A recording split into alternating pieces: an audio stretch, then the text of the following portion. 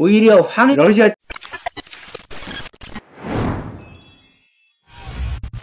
이번 시간에는 후쿠시마 원전에 대해서 한번 살펴보는 시간을 갖도록 하겠습니다. 오염수를 바다에 후쿠시마 원전 폐기물을 뿌린다고 해가지고 지금 전국이 들끓고 있고 민주당에서 많은 우려를 하고 있습니다.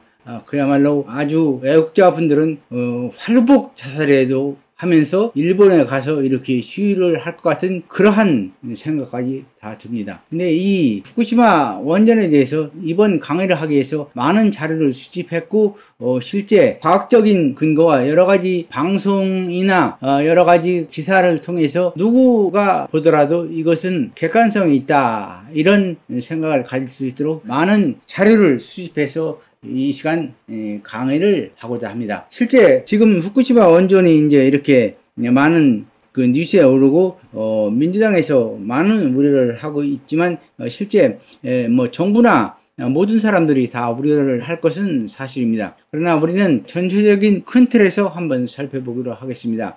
우리나라도 지금 많은 원전이 있습니다. 월성원전, 한빛원전, 하늘원전, 고리원전이 있는데 가장 많이 이제 발생하는 게 최근에 이제 한 월성 원전인데 우리나라도 바다에 사실은 원전 이 폐기물을 우리나라도 바다에 방류합니다.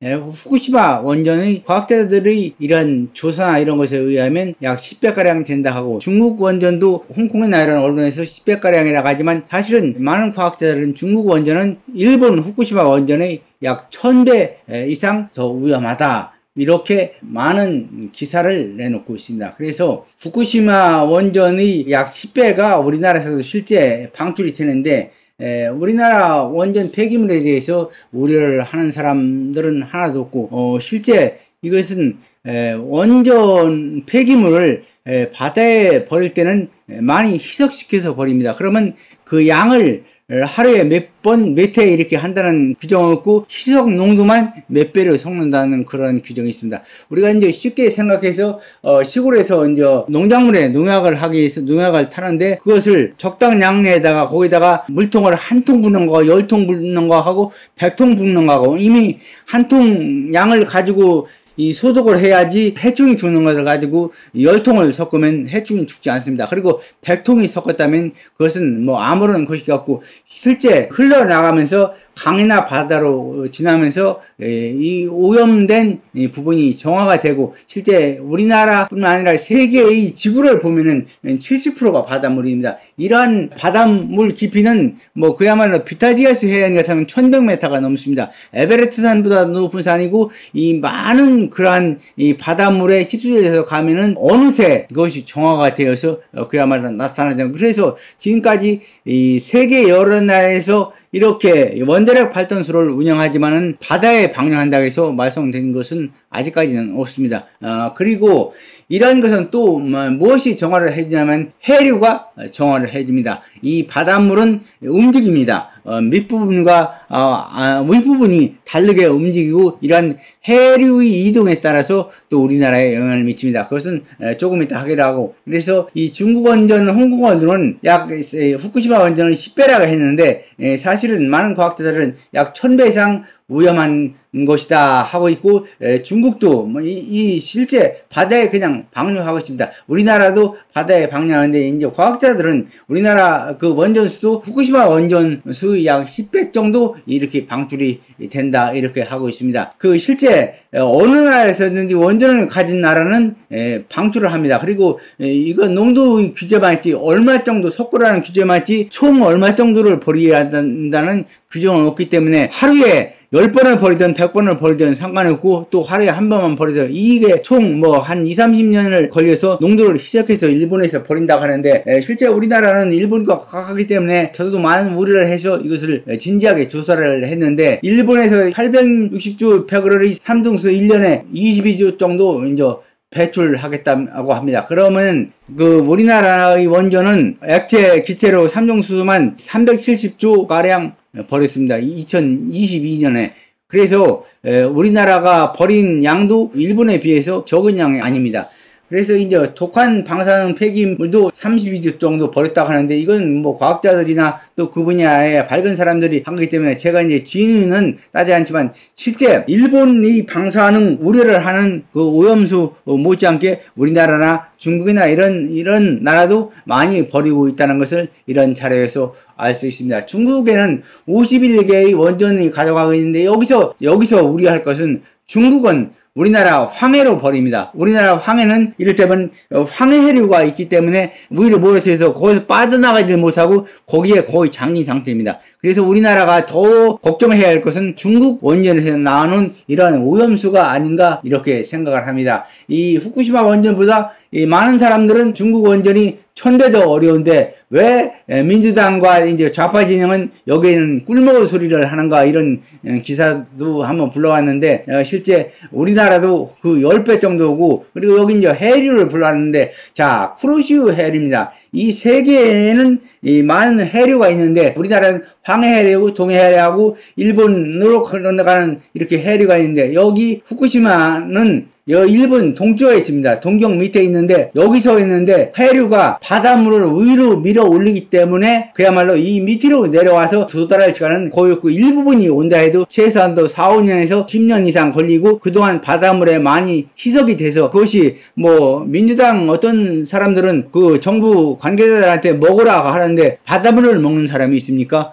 그리고 뭐 하수도나 농작물에 쓰는 것도 오염된 물을 쓰지만은 그 신체 이상이 없으면 쓰는 것입니다. 그것을 먹는 기준에서 판단을 하면은 좀 더 그것은 무리가 있지 않은가, 이렇게 생각을 하고, 그야말로 우리나라가 더 걱정할 것은 여기 황해해고, 그 다음에 소련에서 나오는 것입니다. 원자력 사고 방사물질은 일단 원전 사고가 나면 우이루스는 편성풍을 타고 우리나라에서는 날아가고, 그 다음에 한반도 인근에는 해류가 있기 때문에 해류를 따라서 움직입니다. 중국의 원전 상태입니다. 중국에 이렇게 원전이 많은데 여기 남진아 해하고 우리나라 황해에 대부분 걸쳐서 방류를 하고 있습니다. 지금 전체적인 해류를 나타나고 있는데, 해류는 적도를 중심으로 해서 북쪽에서는 북쪽으로, 남쪽에서 남쪽으로 해서 이렇게 회전하게 하는데, 우리나라 해류는 이 북쪽도 해류를 따라서 일본역 후쿠시마가 여기 있습니다. 여기서 하면은 원리 가면 미국 쪽으로 갑니다.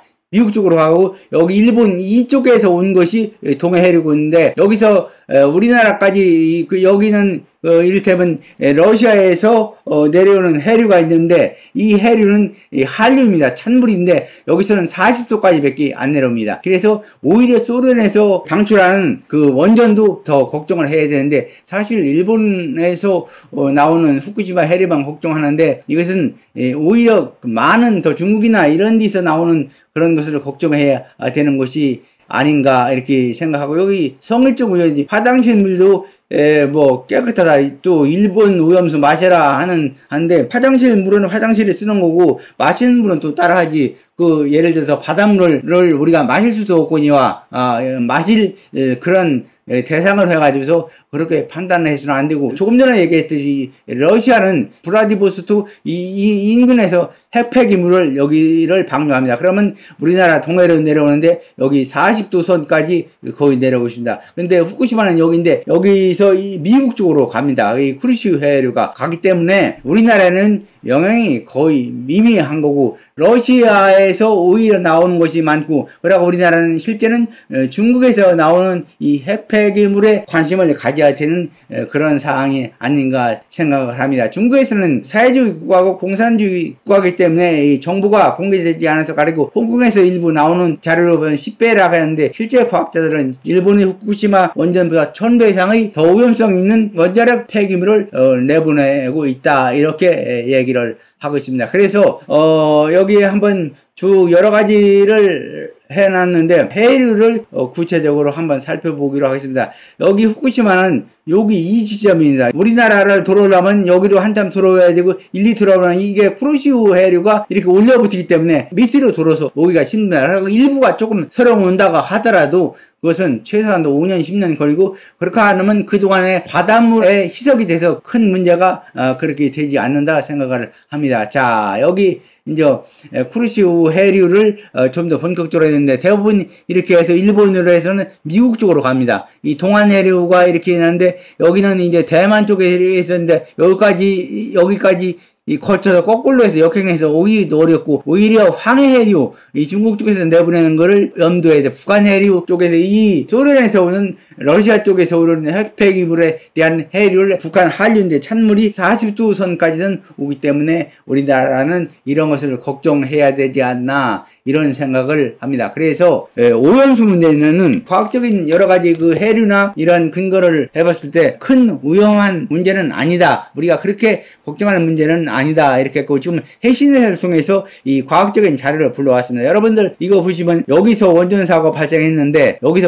이것이 거꾸로 해가지고 해가지고 물이 이렇게 흐릅니다. 물이 이렇게 흐르는데 이렇게 와가지고 우리나라에 영향을 미치겠습니까? 오히려 이 동안 난류가 있는 이쪽에서 이 소련 쪽 핵폐기물로 인해서 청어라든가 이런 고기에게 영향이 있어가지고 오히려 소련 쪽에서 영향이 있을 것이 아닌가 생각을 합니다. 그리고 바닷물은 해류는 표층해류와 심층해류가 있어서 바닷물이 깊은 곳은 깊은 물 쪽으로 움직이고 표층해류는 위는 위대로 움직입니다. 그래서 이 그 두 가지가 갈라져서 하는데 그야말로 많은 바닷물에 섞이면은 가라앉아서 우리 사람에게 효과는 아주 미미할 걸로 보이고 그 챌린지 해구 비타지아스 해구라고 하죠. 11,033m나 되는 이런 곳에 가라앉으면 그야말로 우리 인간에게는 또 우리 사람에게는 아주 적은 양의 미세한 것이기가 있지 실제 세계 어느 나라든지 원자력 있는 나라는 다 바닷물로 방출을 합니다.